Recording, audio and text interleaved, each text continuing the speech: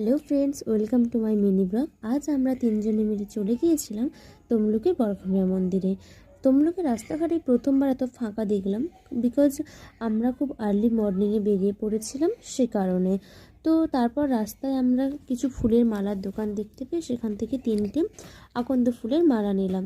দেন আমরা একে একে পুষ্পাঞ্জলি দিলাম এবং পুজো দিলাম এবং মাকে দর্শন করলাম। লোকমুখে প্রচলিত আছে এখানে নাকি মায়ের বাম হাতের কনিষ্ঠ আঙুলের অংশ পড়েছিল। তারপরে আমরা পুজো দিয়ে পুজোর ডালি নেওয়ার পর চারিদিকটা মন্দিরটা ঘুরে দেখছিলাম। মন্দিরটা ভীষণ ফাঁকা ছিল, কারণ আমরা প্রথমেই বললাম যে আমরা এটা খুব সকালবেলা বেরিয়েছিলাম, কারণ যদি ভিড় হয়ে যায়।